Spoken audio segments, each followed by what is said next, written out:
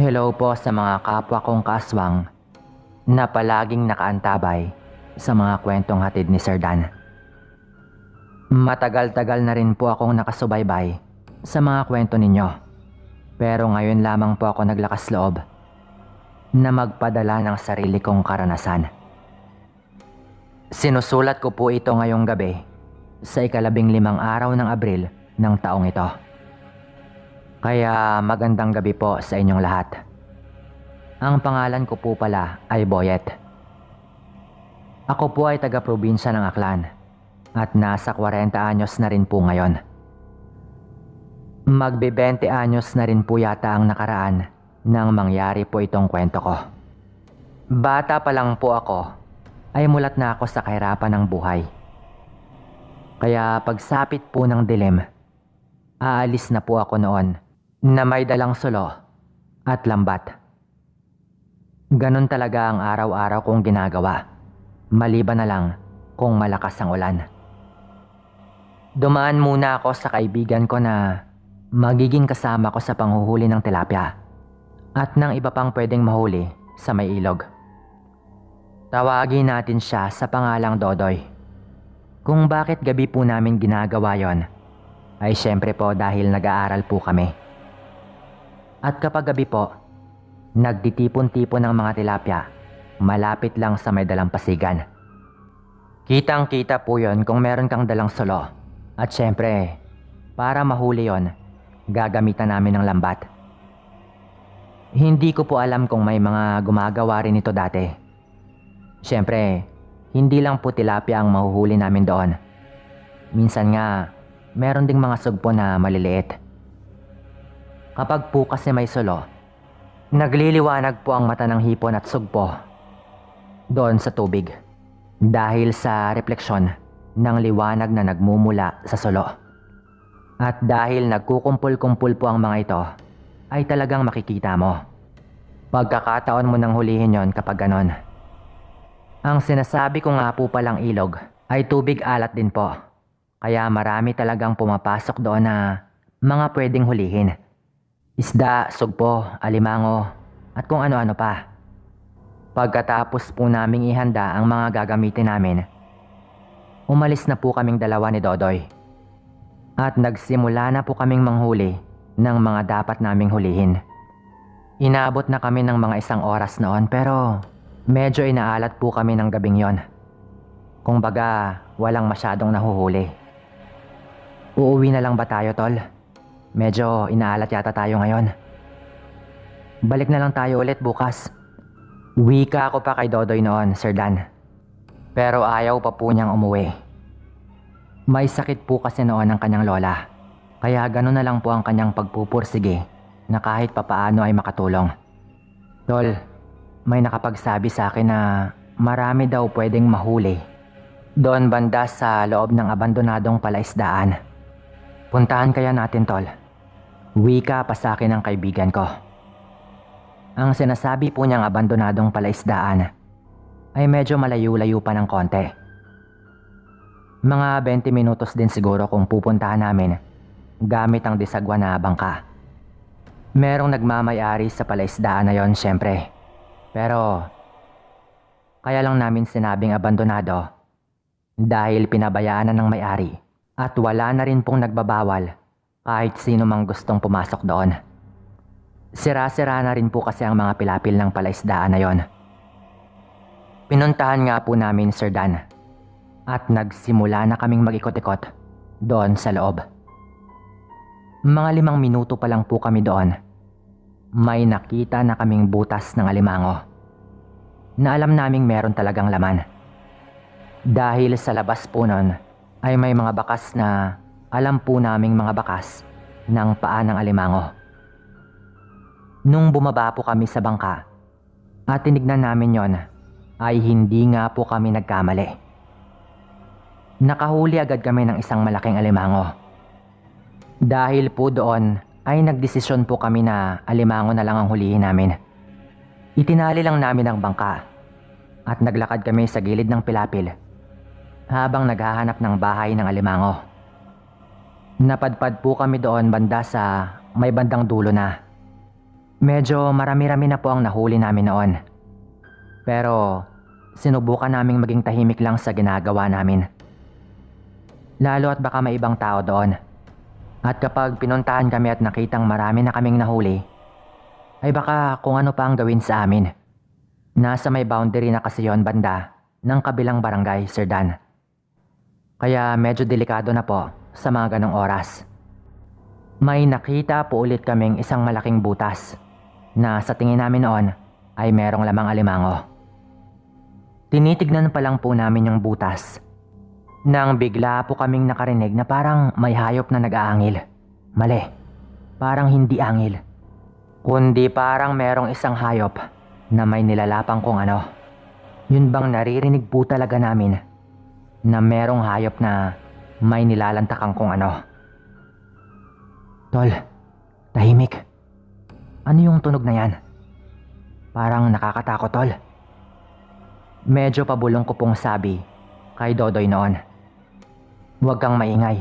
Kalma lang. Pakinggan muna natin. Sagot naman po nito. At pinakinggan nga po namin ang kakaibang tunog na yon na naririnig namin. Ibinaba po namin ang sulo noon at pinasandal namin yon sa may gilid ng pilapil kung saan may tumubo ng bakhawan dahil sa tagal na panahon na abandonado na po yon. Ginawa namin yon para bahagyang itago ang liwanag ng sulo. Lalo at nakakatakot na ang naririnig namin. Sa maikling sandali lang po na yon, naging mas malinaw ang tunog na naririnig namin, Sir Dan. Alam na talaga namin na merong hayop na may kinakain kung ano doon. Naririnig po namin ang pagmuya na ginagawa nun. At kung ano man po ang hayop na yon, ay siguradong may kalakihan. Pero biglang nagsalita si Dodoy habang nakayuko lang kami doon sa mailalim ng pilapil. Tol, masama na ang kutob ko dito. Baka naman, hindi na yon hayop. Baka aswang, tol. Wika pa niya. Tingnan na kaya natin. Sabi ko naman, sabay tumayo at bahagyang umakyat sa pilapil para tignan. Pero mabilis akong hinila ni Dodoy pabalik at sinabihan akong huwag magpadalos-dalos. Bago pa man ako tuluyang mahila ni Dodoy, nakita kong merong kubo doon sa kabilang parte ng pilapil. Medyo may kataasan at kalaparan din po ang pilapil doon banda. Pero dahil bata pa po kami noon at masasabi kong matatapang din, nilamon po kami ng kuryosidad. Nagkasundo po kaming dalawa noon na sabay naming titignan kung ano ang pinanggagalingan ng tunog na iyon. At yun nga po ang ginawa namin, Sir Dan. Pinatay po namin ang sulo at iniwan lang muna yon doon. Habang dahan-dahan kaming umakyat sa pilapil. At halos pagapang na po kami noong lumapit sa may kubo. Yung kubo po na yon ay nasa pilapil ang kalahati. Habang ang kalahati naman ay halos nasa loob na ng palaisdaan. May mga haligi lang po na kawayan. At dahil kaunti lang po ang tubig na laman ng palaisdaan na yon, dahil medyo low tide po noon, tinuro ko po kay Dodoy na doon namin silipin sa ilalim ng kubo. May kaunting tubig po at medyo maputik, kaya dahan-dahan kaming humahakbang. Nanginginig po ako noon pero parang pareho naming gusto na malaman talaga kung ano nga ba ang nasa loob ng kubo. Kakaunti lang po ang liwanag na nagmumula sa buwan ng gabing yon. Pero dahil abandonado na ang palaisdaan na yon, sira-sira na rin po ang kubong yon. At halos wala na rin pong bubong. Lalo at kakatapos lang din manalasa ng bagyo noon sa may Kabisayaan. Nung nasa ilalim na po kami, bahagya po naming naaninag ang nasa itaas ng kubo. Nakayuko po kami halos noon dahil medyo mababa lang ang espasyo sa ilalim. Patuloy ang naririnig naming parang hayop na may nilalantakan. Gusto ko pong umatras na lang noon at wag nang alamin yon. Pero nung medyo inilapit na ni Dodoy ang kanyang mukha sa sahig ng kubo para mas makita yon, wala na akong nagawa kundi gawin din yon. Doon ko na po nakita ang isang tao. Mali. Malabong isa lang yung normal na tao, Sir Dan. Nakadapa po yon at walang habas na nilalantakan ang isang hayop. Hindi ko po masyadong maaninag kung anong hayop pero syempre kung ang pagbabasihan ay ang laki at sa 4 na paa ay siguradong hayop po yon. Nung medyo lumihis po ng posisyon ang nakadapang nilalang na iyon, doon na po tumambad sa amin ang isang kasuklam-suklam na anyo. Kung bakit ko po ito nasabi ay dahil halos hindi ko po alam kung paano ilarawan ang itsura nun. Punong-puno po ng dugo ang bunganga at pulang-pula po ang mata na kahit madilim talagang kitang-kita. Lumilingon-lingon pa ito sabay muling nagpatuloy sa pagkain. Nanginginig na kami pareho noon tapos bigla pong tinakpan ni Dodoy ang bunganga ko. Mabuti na lang po at ginawa niya iyon dahil halos pasigaw na rin po ako noon. Yumuko na po kami ulit at aalis na rin sana nang bigla pong may nagsalita sa loob ng kubo. Kayong nandyan sa ilalim. Alam kong nandyan kayo. Hindi ako nang bibiktima ng tao kaya umalis na kayo dito. At wag na wag niyong ipagkakalat ang inyong nakita. Dahil kung hindi, hahanapin ko kayo. Wika pa po nito, sabay sumilip sa ilalim ng kubo. Lalaki po ang boses pero akala po namin noon ay babae dahil may kahabaan po ang buhok nun. Doon na po kami sumigaw ng sumigaw at kumaripas ng takbo palayo. Bumabaon-baon pa po ang paa namin noon sa medyo maputik na gilid ng pilapil. Bago kami nakakyat at agad naming tinumbok ang pinagtalian namin ng bangka. Grabe po ang kaba namin noon, Sir Dan. Napakiramdam namin hindi kami makatakbo ng mabilis. Nung nakasakay na po kami sa bangka at tanaw pa namin ang kubo, napasigaw po kami ulit nang may lumabas doon na parang isang malaking aso. Pero tumingin lang po yon sa amin at tumakbo sa kabilang direksyon. Akala po namin ay hahabulin pa kami nito. Pero mukhang totoo ang narinig namin sa kanya na hindi siya nang bibiktima ng tao.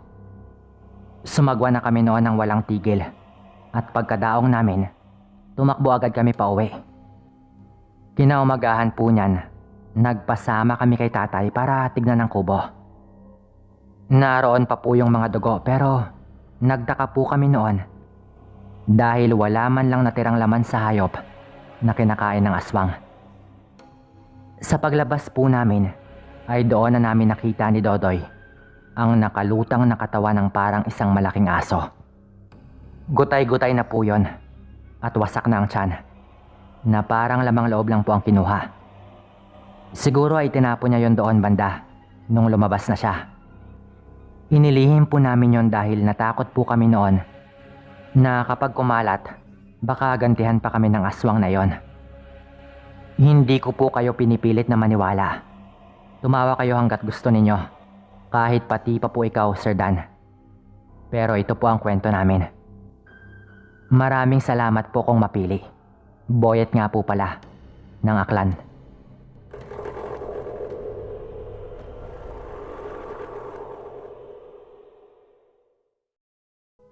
Dekada 50. Kapanahonang binata pa lang ang lolo ko. Sa isang liblib at maliit na baryo sa lugar nila lolo, sa Negros Occidental. Malayo sa noon ay nagsisimula pa lamang na sibilisasyon. Sa karamihan sa mga lugar sa Kabisayaan. Kabisayaang bantog na pinagmulan raw ng mga kwento ng mga kakaibang nilalang. Nilalang na noong araw ay siniseryoso at kinakatakutan ng mga tao. Subalit, hinahanap at pinapas lang naman ng ilang mga manunugis. Manunugis na ngayon ay parang alamat na lamang. Pero lubos na kinatatakutan ng sinasabi nilang mga aswang. Tawagin niyo po akong Joselito, tunay ko na pangalan. At marami akong mga alam na kwento na nakasulat pa sa lumang diary ng lolo ko. Pero isusulat ko po ito sa paraang gusto ko. At uunahin ko itong unang karanasan ng lolo ko. Nagsimula ang kwento ng lolo ko sa isang kakaibang pangyayari. Galing daw noon sa tubuhan ng lolo Jaime ko. At ang tatay niyang si Lolo Andres. Huwag po tayong malito ah. Ang lolo ko ay si Jaime at si Andres naman ang kanyang ama. Padilim na raw noon nang sa daan nila ay nakaamoy sila ng nakasusulasok na amoy. Hindi yung tipo ng amoy na naaamoy nila sa tinagal-tagal nilang dumadaan sa parteng yon ng kanilang baryo. Naamoy mo ba yan, Tay? Wika ni Lolo sa kanyang ama. Parang may nabubulok na laman dito. Pero dumaan naman din tayo dito kahapon lang din. At wala pang ganitong amoy. Sagot naman daw ni Lolo Andres. Nung humakbang pa sila ng ilang hakbang habang hinahanap ang pinanggagalingan ng amoy, naririnig na nila ang tunog ng mga langaw. Naanimoy may dinadapuang nabubulok na laman ang mga ito. Hinahanap nila Lolo ang pinanggagalingan ng tunog. At kung saan nga ba banda ang pulutong ng mga langaw. Hanggang sa mapansin nila na sa likod ng mga damuhan ang gagaling yon. Kung saan may malaking kanal, nakarugtong ng isang malaking sapa. Tag-init nga lang daw noon kaya walang tubig ang kanal na iyon. Nagmamadali nilang hinawi ang mga damuhan. At sa likod nun, tumambad sa kanila ang imahe na hindi mabubura sa isipan nila hanggang sa kanilang huling hininga. Doon ay nakahiga ang isang katawang walang buhay. Pinaliligiran ng langaw ang buong katawan. Ayon pa kay Lolo, isa raw yung babae dahil sa mahaba nitong buhok. Pero ang mukha nito ay hindi na makilala. Bukod sa halatang medyo ilang araw ng patay ang babae, ang buong katawan daw nito ay parang tinanggalan na ng laman. O baka masyado pa akong mabait sa description na inilalahad ko ngayon. Sa totoo lang, ayon kay Lolo, mukha daw yung nilapa ng isang mabangis na hayop. Yung tipong may mga parting, parang kita na ang buto. Naanimoy sinagpang ng isang nilalang na may matatalim na pangil. Ang tiyan nito ay wasak at parang blanko na ang ibang parte. Hindi na tinignan pa nila Lolo ng mabuti. Pero sa unang tingin, halatang ang lamang loob nun ay nawawala na rin. Nawawala na nga ba? O dapat ko bang sabihin, nilanta ka na ng kung anong mabangis na nilalang? Oo, wala nang iba kundi ang isa sa dumaraming populasyon noon ng tinatawag nilang aswang. Ito ang panahon ng kanilang paghahasik, malayo sa panahon ngayon. Noong panahon daw na ito, isang normal na bagay na lang ang makarinig ng kuro-kuro na may bagong aswang na gumagala sa mga baryo. Walang nagugulat doon dahil isa yung normal na bagay sa baryo nila Lolo dati. Magmadali ka, anak. Tawagin mo ang Tito Javier mo. Sigaw raw ng tatay ni Lolo na si Lolo Andres. Nagulat man sa kanyang nakita. Nagmadaling tumakbo si Lolo papunta sa bahay ng Tito Javier niya. Lingid sa kaalaman ng ibang tao. Itong si Lolo Javier, hindi lamang isang ordinaryong magsasaka noong araw. Isa itong manunugis ng mga aswang. Naayon sa mga nakasulat sa diary ng lolo ko, ay may naitala ng pagkitil ng dalawang aswang. Sa dalawang pagkakataong nakasalamuha ito ng aswang. Ayon kasi kay Lolo, kahit sobrang agresibo daw ng mga aswang noon, mas madali daw silang kontrahin kumpara sa mga aswang ng modernong panahon na mas maingat at mas nagagawa ng makipagsalamuha sa ibang tao. Sinama ni Lolo ang tito niyang si Javier kung saan nila natagpuan ang katawan. Pero hindi muna nila yon ipinaalam sa mga residente ng baryo nila. Nung tinignan yon ni Lolo Javier, ang sabi daw nito ay hindi na niya kailangang suriin pa yon. Dahil sa unang tingin pa lang, alam na niyang isang aswang ang may kagagawan ng ganon kabrutal na pagpatay. Sa takot na magdulot yon ng mga mas malalang lagim sa mga residente, inilibing na lang nila Lolo ang halos na aagnas ng bangkay ng babae. Sa hula nila, malamang ay hindi raw taga-baryo nila ang babae pero ang aswang. Oo. Bagong aswang to. Dinukot niya sa ibang lugar ang babaeng ito. Malamang itinago niya muna ng mga 2 araw at pinagfiestahan bago niya itinapon dito. Bagong aswang lang ito. Walang matagal ng aswang ang gagawa ng ganitong kalokohan. Kung matagal ng aswang, lamang loob lang ang pupuntiryahin. Pero nakita nyo naman, kahit yung mga laman sa ibang parte ng katawan, hindi pinalagpas. Gutom na gutom ang aswang na ito. Wika pa raw ni Lolo Javier. Hindi man pinapahalata, takot na raw ang Lolo Jaime ko noon. Lalo at inabot na rin sila ng dilim sa paglibing doon sa babae. Hindi pa bilog ang buwan, pero umatake na ito. Lalabas to ulit kapag bumilog na ang buwan. Mga 2 araw na lang. Sabi pa daw ni Lolo Javier. Mukhang mahuhuli ko na sa akto si Mang Bernabe. Dagdag pa raw nito na talagang ikinagulat ni Lolo Jaime at ng tatay niya. Medyo nagalit pa raw si Lolo Andres sa kanyang kapatid dahil kung ano-ano ang pinagsasabi nito. Magkaibigan daw kasi si Lolo Andres at ang anak ni Mang Bernabe. Pero ayon kay Lolo Javier, ilang araw na rin daw pala niyang napapansing parang kakaiba ang ikinikilos nitong si Mang Bernabe. Pero masyado daw itong mailap na kapag nakita niya palang si Lolo Javier, mabilis itong lumalayo. Malakas sila kapag bilog na ang buwan. Maasahan ko ba ang tulong ninyong 2? Papatayin natin ang aswang na ito. Dagdag pa raw ni Lolo Javier. Naghalo ang takot at pananabik ni Lolo noon. Matagal na niya kasing iniidolo ang kanyang Tito Javier. Pero talagang kinakabahan siya. Ang plano nila, magbabantay sila sa may kakahuyan. Ilang metro lang ang layo sa bahay nila Mang Bernabe.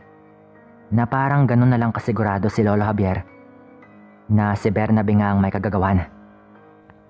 Malamang ay minamatyagan na rin niya si Mang Bernabe ng mga nakaraang araw bago pa ito.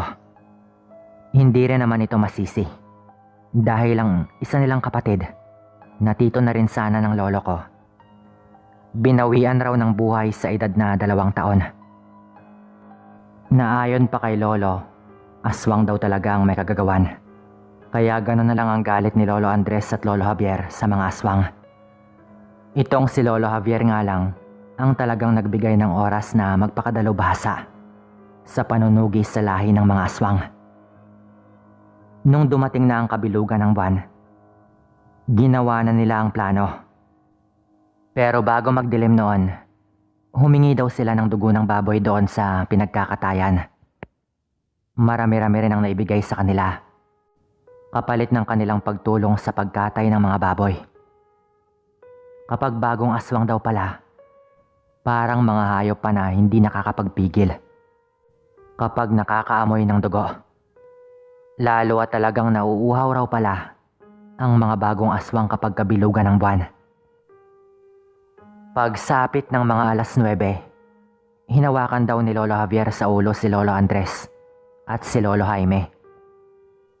Pabulong raw itong may dinadasal na parang binabasbasan niya ang 2 upang hindi sila maunahan ng dungan.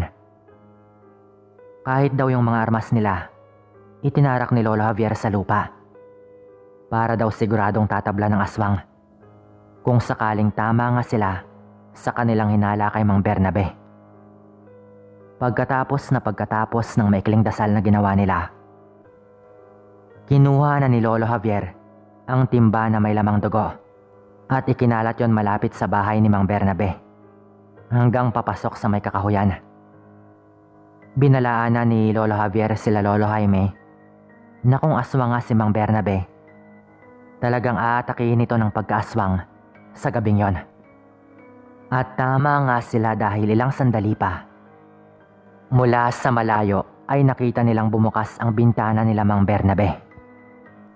Doon ay may mabilis raw na tumalon mula sa bintana. Sa pinagbagsakan nito, nakayuko lang raw itong parang hayop. Nalatang ibang-iba na ang itsura at hindi na tao. Nakatingin lang sila Lolo at nakikita nila na parang may hinahanap raw ang aswang na walang dudang si Mang Bernabe nga. Lalo at mag-isa lang naman ito sa kanyang bahay. Halata na rin na naaamoy nga nito yung dugo ng hayop na ikinalat nila Lolo malapit doon hanggang papasok sa may kakahuyan kung saan sila mag-aabang. Sa mga oras daw na iyon, pagapang na naglalakad si Mang Bernabe at ibang-iba na ang anyo, nandoon pa rin ang pagiging tao nito pero simula sa maitim na balat hanggang sa paglalaway, parang isang asong ulol na raw ito. At dahan-dahan itong tinutumbok ang lokasyon kung saan nag-aabang sila Lolo. Parehong itak raw ang hawak ni Lolo Andres at Lolo Jaime. Pero nanginginig daw ang kamay ni Lolo Jaime. Samantalang itong si Lolo Javier daw, kalmadong kalmado lang habang hawak ang buntot ng pagi at ang isang maikling tanso na patalim. Dahan-dahan daw na sinusundan ng aswang ang nagkalat na dugo. Parang isang mabangis na hayop na tinutumbok ang kanyang magiging hapunan. Walang kaalam-alam na sa dulo ng kanyang tinatahak, nandoon sila Lolo na balak siyang paslangin. Parang yun raw ang pinakamatagal na mga segundo sa buhay ng lolo ko. Dahil sa kabang kanyang nararamdaman. Nung malapit na raw ang aswang, nang ibabaw ang takot kay Lolo Jaime. At bahagya raw itong napasigaw kung hindi pa natakpan agad ni Lolo Andres ang kanyang bunganga. Pero dahilan yon kung bakit mabilis na sumalakay ang aswang sa kanilang pinagtataguan na halatang nakaramdam na ito. Kung wala si Lolo Javier, baka nalapan na raw si Lolo Jaime. Talagang alerto si Lolo Javier at sinalubong niya raw yon gamit ang buntot ng pagi. Sa unang paghataw niya, agad na tinamaan ng aswang at nangisay raw itong parang hayop sa lupa. Walang tigil daw yung hinataw ni Lolo Javier hanggang sa nagbalik yon sa kanyang normal na anyo. At doon na siya pinigilan ni Lolo Andres. Galit na galit daw noon si Lolo Javier. Ikaw ba ang pumatay doon sa babae? Ha? Mang Bernabe? Sigaw daw ni Lolo Javier. Pero mariing itinanggi yon ni Mang Bernabe. At sinubukan pa nitong atakihin si Lolo Javier. Dahilan para saksakin siya ni Lolo Javier ng ilang beses gamit ang tanso na patalim. Nakatingin lang daw si Lolo Jaime habang nangyayari ang lahat ng iyon. Nang makita raw ni Mang Bernabe na nandoon si Lolo Andres, parang nahiya raw ito. Matalik na kaibigan kasi ni Lolo Andres ang kanyang anak. Pero huli na ang lahat para sa aswang dahil malubha na ang sugat na kanyang tinamo. Nagmamakaawa raw ito kay Lolo Andres na wag nang ipaalam sa kanyang anak at sa mga residente ng baryo ang tungkol sa kanyang pagkatao. Inamin rin daw nito na siya ang may gawa doon sa natagpuang bangkay ng babae pero wala daw siya sa kanyang sarili nang mangyari yon. Umiiyak daw itong nalagutan ng hininga. Sa totoo lang, naawa pa si Lolo Javier kaya hindi siya gumamit ng buhay na salita. Triple raw kasi ang sakit na nararamdaman ng mga aswang kapag ginamitan sila ng orasyon kaysa kung saktan lang sila ng pisikal. Ayon pa sa kanya, mas mabuti na raw na nakalaya si Mang Bernabe sa kanyang pag-aswang kaysa dalhin pa niya ang sumpang yon ng matagal na panahon. Inilibing nila sa may kakahuyan ang katawan ng matanda. Sila lamang ang nakakaalam nun. At yun ang unang pagkakataon na makakita ng aswang ang lolo ko. At makita niya mismo ng personal kung paanong pumaslang ng aswang ang kanyang Tito Javier. Hanggang dito na lamang po muna. Sana ay mapili para makapagpadala akong muli. Salamat.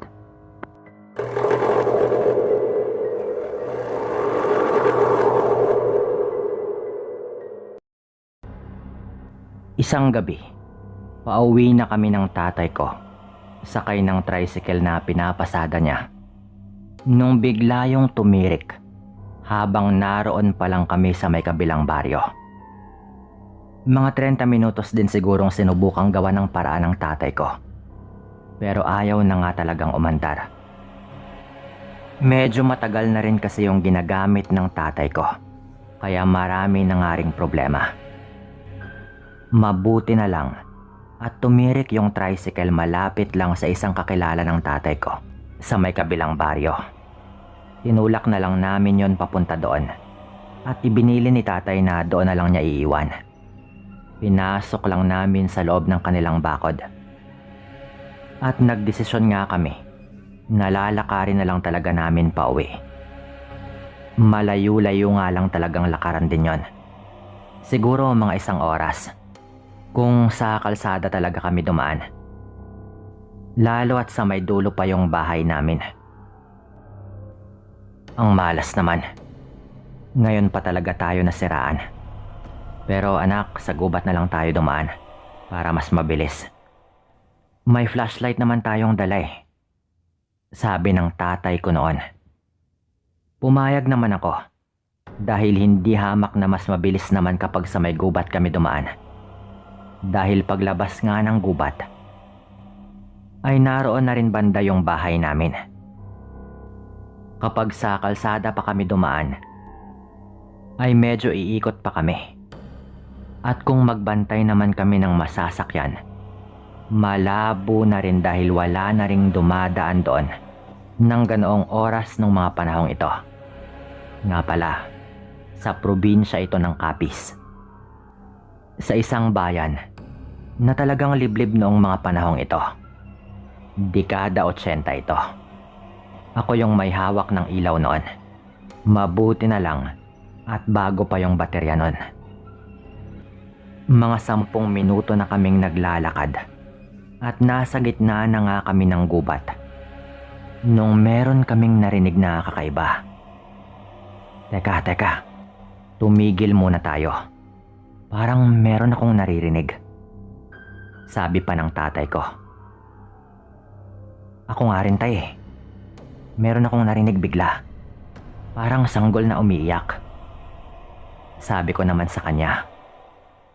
Ganon din yung narinig ko. Sagot agad ng tatay ko na pareho nga kaming nagtataka kung ano nga ba yon. At sa puntong yon, muli namin yung narinig. Pero parang gumagalaw yon na medyo papalapit sa amin. Nagtaka nga kami. Dahil talagang mas lumalakas yon na papalapit nga talaga sa amin. Patayin mo muna yung ilaw. Medyo kinikilabutan ako eh, sabi ng tatay ko noon. Kahit ako ay ganun din. Dahil saan ka ba naman makakakita? Nasa gitna kami ng gubat pero merong umiiyak na sanggol. Alanganing oras na rin yon. At syempre gabi pa. Maya-maya ay bigla yung tumigil sa pagkilos na parang sa iisang lugar na lang nanggagaling ang naririnig naming tunog. Tipong tumigil yon sa paggalaw. Mga ilang metro na lang yon sa kinalalagyan namin.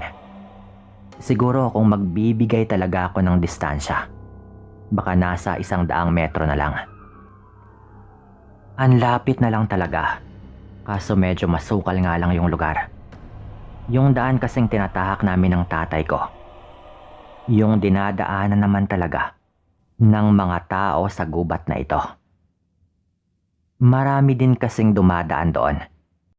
Tulad ng mga gustong mag-shortcut, mga nangangahoy, o kahit mga ngaso.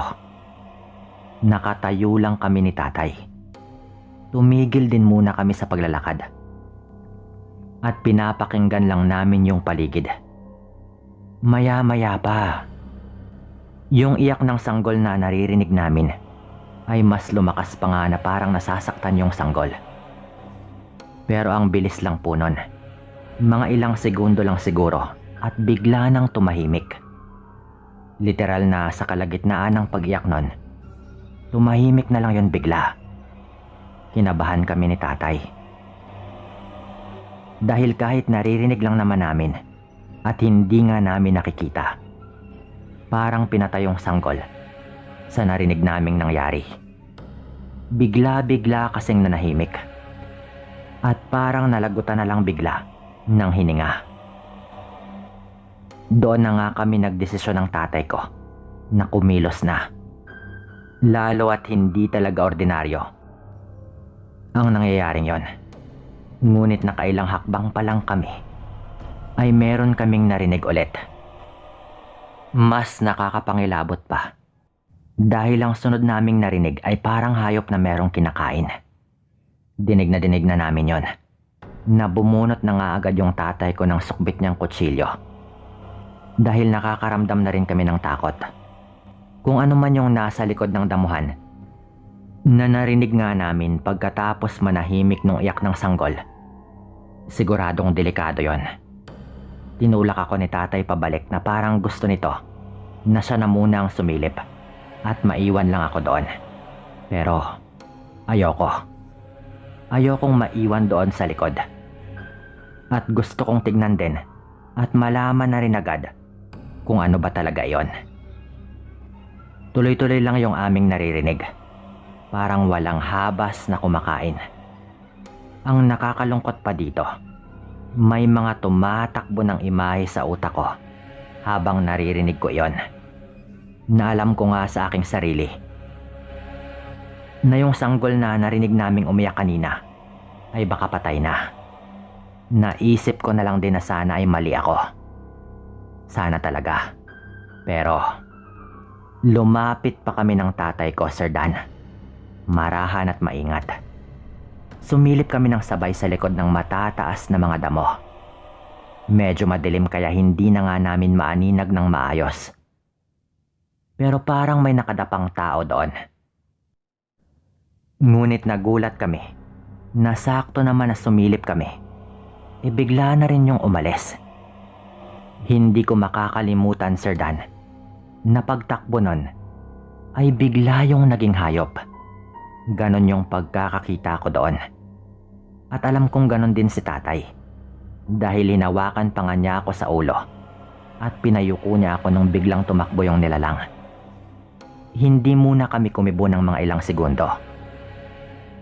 At nung alam naming nakalayo na iyon, doon pa lang kami nakahinga ng konti.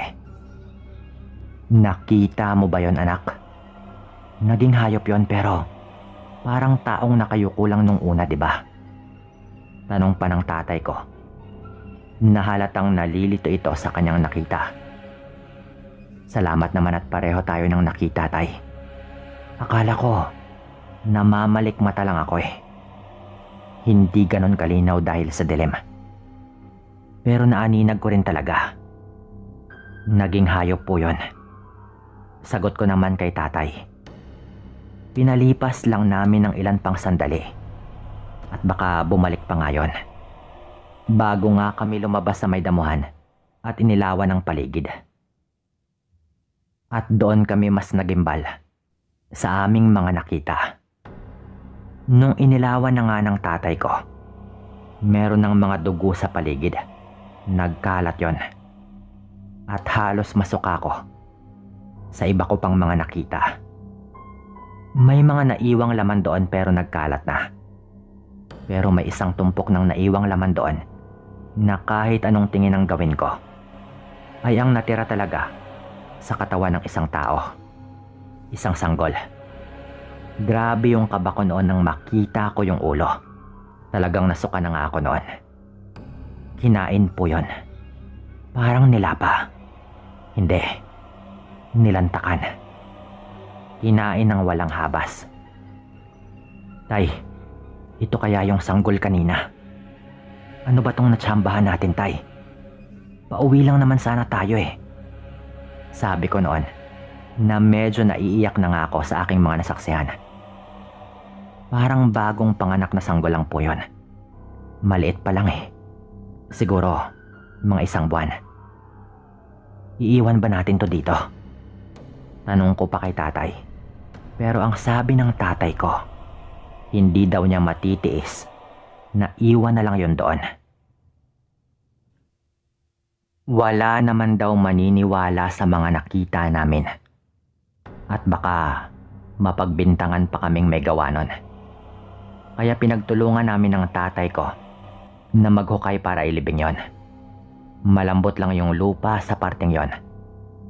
Lalo at umulan din ng mga nakaraang araw. Nilibingan namin yung gutay-gutay ng katawan ng kawawang sanggol. Hindi pa namin naisama yung lampin dahil na rin sa pagkataranta. At nung ilawan ko nga ulit yung lampin, nakita kong may nakasulat na pangalan doon sa mismong lampin. Parang sinadyang iborda. Malamang yun yung pangalan ng bata. Kinilabutan po ako lalo sa nakita ko. Pero syempre hindi ko nababanggitin pa dito yung pangalan. Pinakita ko rin yun kay tatay.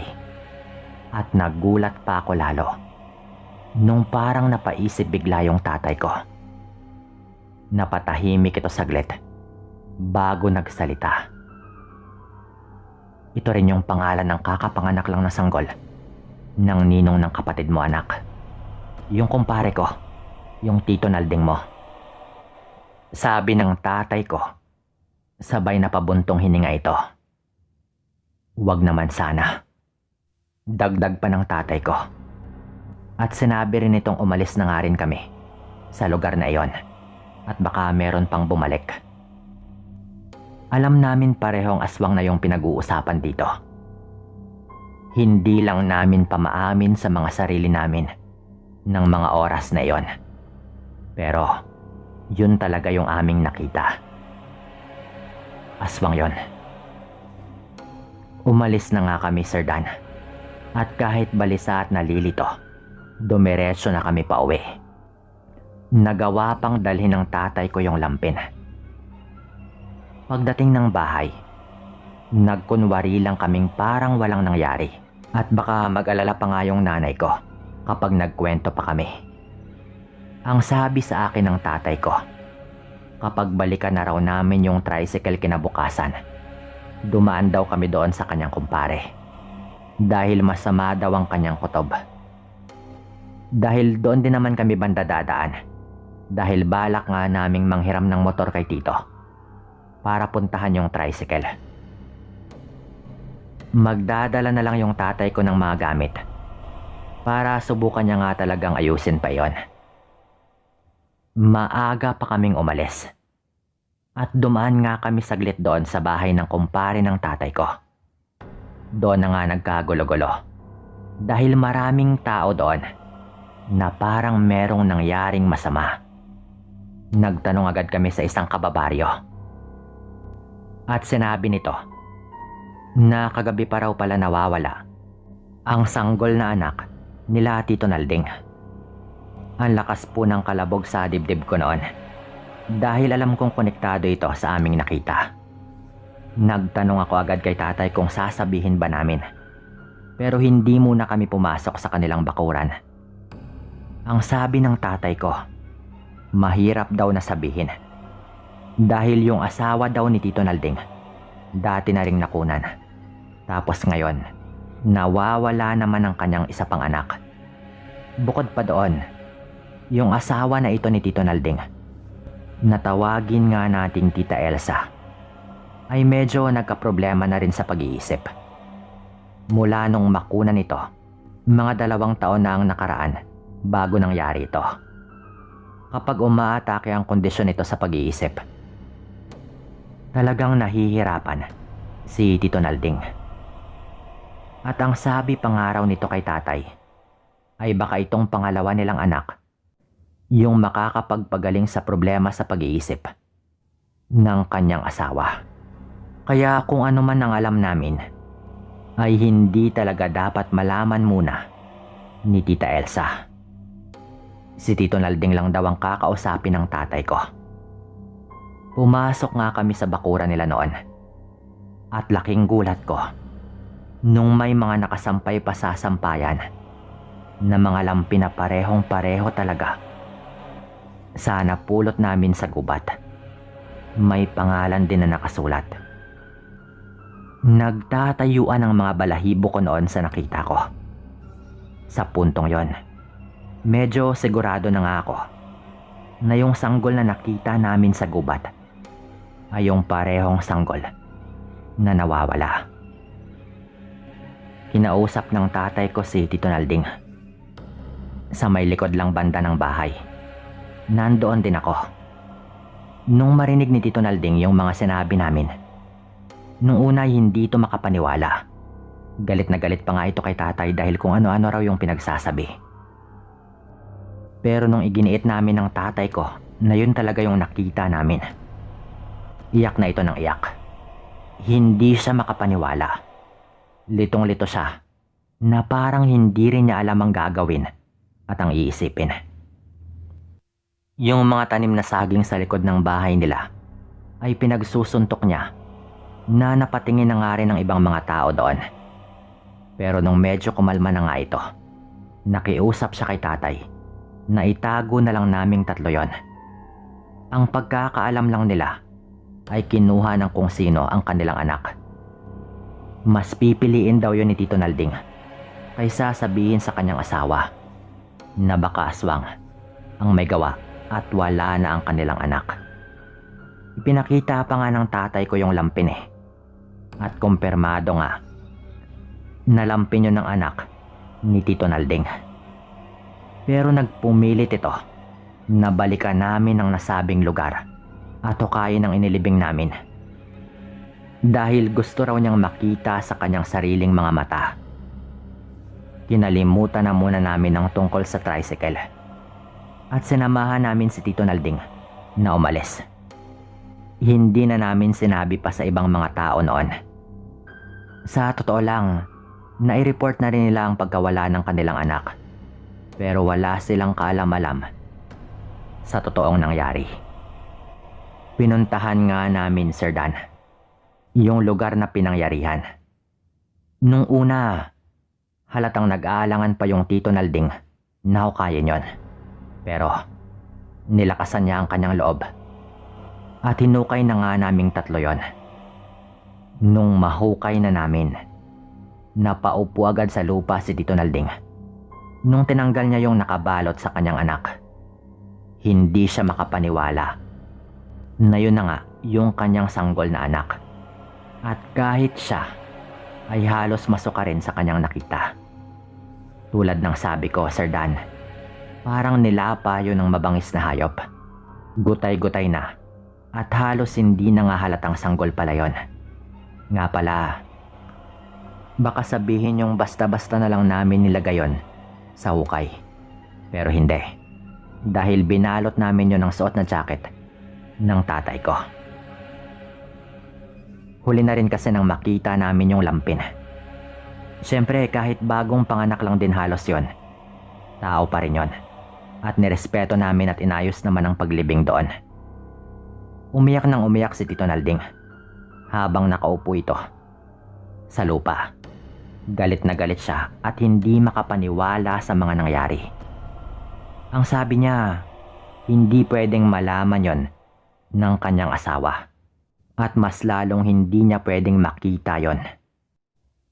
Nakakalungkot yon. Nung isang gabi lang, iyak ng sanggol yung umaalingaw-ngaw sa loob ng gubat. Hindi naman namin nakalain na kinabukasan, iyak ng mismong ama nito ang sunod naming maririnig at masasaksihan. Parang dinudurog yung mga puso namin noon. Gustuhin man naming tatlo na mabigyan nyo ng maayos na libing. Pero hindi kaya ni Tito Nalding na ipakita yon sa kanyang asawa. Kaya ang ginawa namin, binalot namin ng maayos yon at nilibing ulit. Dinasalan din namin at nilagyan namin ng marka na isang medyo may kalakihang bato. At ang sabi ni Tito Nalding, kapag maayos na raw yung lahat, ay maghahanap raw siya ng pare at papabindisyonan niya ang pinaglibingan sa kanyang anak. Hanggang sa pag-alis namin, naiyak ito ng... Pagkatapos naming hukayin yung gutay-gutay ng katawan ng sanggol, inilibing namin ulit yon ng maayos. Hindi ko makakalimutan na halos walang tigil ang pag-iyak ni Tito Nalding. Hindi siya makapaniwalang wala na ang kanyang anak at nangibabaw din sa kanya ang galit doon sa aswang na may gawa nun. Bago kami umalis, makailang ulit na sinabi ni Tito Nalding na hindi siya matatahimik hanggat hindi niya maiganti ang kanyang anak. Nakiusap ito na kahit anong mangyari, wag naming sabihin sa kanyang asawa ang totoo. Hindi na niya maibabalik ang kanilang anak. Pero baka bumigay na ang kondisyon ng pag-iisip ng kanyang asawa kapag nalaman nitong ganun yung pagkamatay ng kanilang anak. Nakinain yun ng isang aswang at iniwan yung natirang katawan ng sanggol doon lang sa gitna ng gubat, na parang hayop lamang yon. Mas pipiliin na lang daw ni Tito Nalding na isipin ng kanyang asawa na may kumuha lamang sa kanilang anak, na buhay pa ito, pero hindi lang nila alam kung saan. Gayon pa man, alam niyang mabigat pa rin sa kanyang asawa na baka lumala pa rin talaga ang sakit nito sa utak. Pero yun lang din talaga ang kanyang magagawa. Pag-uwi namin sa kanilang bahay, wala na roon yung iba pang mga tao. Dinatnan namin ang kanyang asawang si Tita Elsa na umiiyak habang nakasandal sa pinto. Animoy hindi na alam ang gagawin. Hinayaan lang muna namin siya. Hanggang sa biglang lumapit si Tito Nalding sa may sampayan. May nakasampay din doon na isang panyo katabi ng mga lampin. Kinuha yun ni Tito Nalding na parang meron siyang biglang naalala o naisip. Lumapit ito sa amin ng tatay ko. Yung matanda. Naalala ko lang bigla. May matandang napadpad dito nung kailan lang. Matandang lalaki. Siguro mga nasa 80 mahigit na ang edad. Sa kanyang panyong ito, bungad pa ni Tito Nalding habang hawak-hawak niya ang panyo.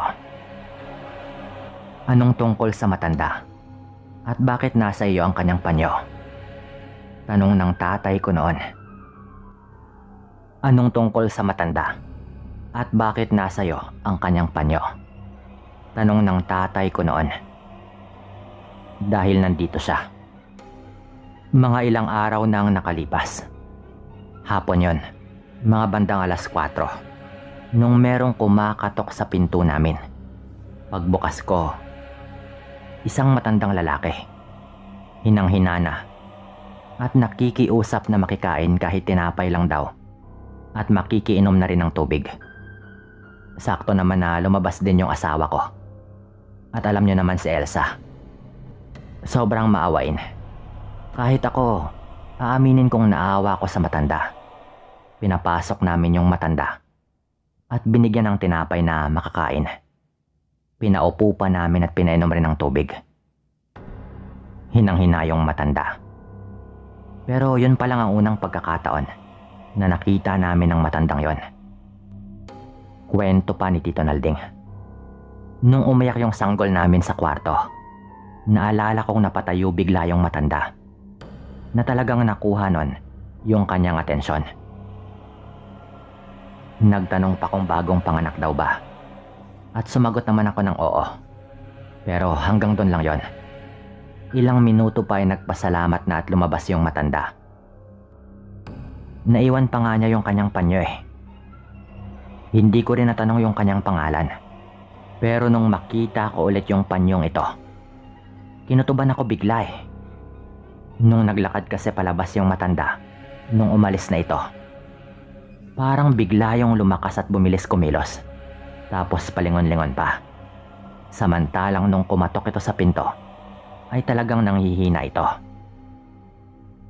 Maiintindihan kong nakakain na siya at nakainom, pero kung babalikan ko, parang kakaiba pa rin eh. Nasabi rin niya na sa may bundok daw siya nakatira, malapit sa may kabilang baryo. Pero hindi ko lang alam kung saan talaga banda, lalo at malawak din yung gubat doon. Nung sinabi ko naman na kung gusto ba niyang ihatid ko siya, tumanggi naman din yung matanda. Yun naman na yung huling pagkakataon na makita namin siya, kaya hindi ko agad ito naisip. Kwento pa ni Tito Nalding.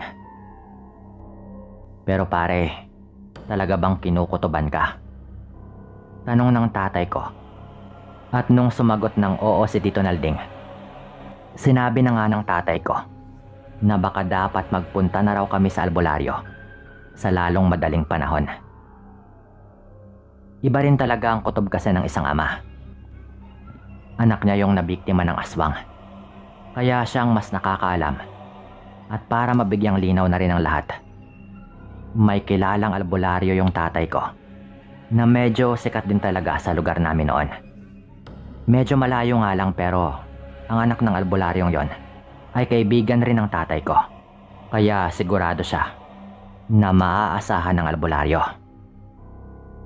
Nung sabihin yun ng tatay ko, ay hindi na rin nagdalawang isip pa si Tito Nalding. Nagkataon naman na dumating rin yung nanay ni Tita Elsa, kaya may makakasama na rin ito sa bahay. Kailangan din talagang may makasama ito, at baka umatake nga bigla ang kondisyon nito sa kanyang utak dahil din sa mga nangyayari. At pinuntahan nga namin agad yung nasabing albularyo. Pagdating namin doon, saktong wala pang mga ibang nagpapagamot dahil maaga pa naman kami. Pinapasok agad kami ng albularyo. Tawagin pala natin siya sa pangalang Lolo Ruben. Ano bang atin? Parang may nangyaring masama. Kitang-kita ko sa mga mukha ninyo, sabi agad ng albularyo. At nagkwento na nga yung tatay ko at si Tito Nalding tungkol sa mga nangyari at kung ano yung sinadya nila doon. Nako, saktong-sakto, mukhang may hinala na ako dito. Nitong mga nakarang buwan, sunod-sunod na eh. Matandang lalaki rin yung nakikain sa inyo, hindi ba? At nakatira rin sa may bundok. May nakapagsabi na sa akin kung saan banda nakatira ang matandang sinasabi nila, na bigla na lang daw nagtayo ng maliit na kubo sa may gubat at pinaghihinalaan nga na isang aswang. Hindi taga dito ito at kailangan na rin talagang may gawin sa aswang na ito, sabi pa ng albularyo, na parang sinasabi nga nito na konektado yung matandang sinasabi ni Tito Nalding sa lahat ng mga nangyari. Ganon na ganon daw kasi magtrabaho ang mga aswang, sabi pa nga ng albularyo. Nilabas ni Tito Nalding ang panyo. Ito po, naiwan pa niya ang panyong ito, sabi agad ni Tito. Kaya agad na napatayo si Lolo Ruben. Panyo ba yan ng matanda? Sigurado ka ba? Hindi pa ba yan nalaban? Magkakasunod nitong tanong. Hindi pa po. Sinampay lang to ng asawa ko sa may sampayan doon sa labas, para nga makita agad ng matanda kung sakaling balikan niya para kunin, sabi naman ni Tito Nalding. Nagulat ako nung bigla siyang nilapitan ni Lolo Ruben at mabilis niyang kinuha yung panyo. Malaking bagay to. Alam niyo ba, parang tulad lang din sa kulam. Kung ginagamot mo ang isang nakulam o kung kinukulam mo yung isang tao, mahalagang bagay na meron kang makuhang personal niyang kagamitan. Kung merong sapat na kakayahan, pwedeng makasakit o makagamot ang isang albularyo Gamit lamang ang isang damit. Pero pwede na rin itong panyo. Nililinaw ko ha. Hindi kulam ang gagawin ko. Iba ito. Pero sisiguraduhin ko na manghihina siya at hindi siya aalis ng bahay niya mamayang gabi. Marami na ring nabiktima ito eh. Tatapusin natin mamayang gabi. Hayaan niyo muna ako. Papasok ako ng kwarto. Meron akong gagawing orasyon. Sabi pa nga ng albularyo. At hinayaan nga namin siyang gawin ang kailangan niyang gawin. Hindi namin nakalain na napakalaking bagay pala ng panyong ito. Tumagal yun ng mahigit 1 oras. Ang tagal nun kung tutuusin. Pero kung masisigurado nga niyang manghihina yung aswang at hindi na aalis ng bahay pagsapit ng gabi, talagang malaking tulong yon. Paglabas ng albularyo, sinabi niyang hindi na nga niya ibabalik yung panyo ng aswang. At sigurado raw siyang talagang makakaramdam na rin ng aswang pagsapit ng dilim. Naaawa daw siya kay Tito Nalding, kaya sasama daw siya para maiganti ang nangyari doon sa sanggol. Sumama nga po yung albularyo pabalik at matyaga naming inantay ang dilim. Sa bahay namin dinala yung albularyo dahil tinatago nga namin kay Tita Elsa ang mga bagay-bagay. Pagsapit ng dilim, nagsimula na. Nagpumilit akong sumama syempre. At maswerte naman na sinama nga ako ng tatay ko. Umalis na nga rin kami pagsapit ng dilim. Mabuti na lang at marami na ring nagpagamot kay Lolo Ruben na may kinalaman dito sa matandang tutugisin namin. Kaya alam na rin niya kung saan ito banda nakatira. Base na rin sa mga impormasyong nakuha niya sa ibang mga taong nagpagamot sa kanya. Palihim lang yung lakad naming ito.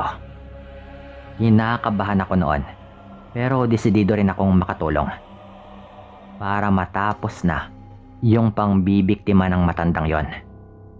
Tinahak po namin yung gubat, Sir Dan. Nung malapit na kami, ay pinatay na nga namin ang mga ilaw. Tapos merong nilabas na bote ng langis, yung albularyo. Naipahid daw namin sa aming mga katawan. Maitatago daw nun ang aming mga amoy. At baka matunugan pa raw kami. Kahit alam namin na baka nanghihina na rin yon sa ginawa ng albularyo. At baka makatakas pa nga yung matanda kung hindi kami maging alerto. Ilang sandali pa ay nakita na namin yung bahay. Totoo pala talaga ang impormasyong nakalap ni Lolo Ruben. Walang ilaw yung bahay na ito. Kailan pa yan dyan? Huling beses na napadpad ako dito. Wala pang bahay dito, sabi noon ni Tito Nalding. Mukhang ilang buwan pa lang talaga yon doon. Biglang binigay sa akin ng tatay ko noon yung isang solo. At baka makasagabal daw yon sa kanya. Sinabihan nila kung wag lang masyadong lumapit sa kubo dahil aswang nga yung pinuntahan namin. Lumapit pa kami lalo at doon na nga nagsalita si Lolo Ruben. Nandito siya. Umiinit ang dala kong proteksyon. Sigurado akong umeepekto nga yung ginawa ko sa kanya. Malamang nanghihina na yan.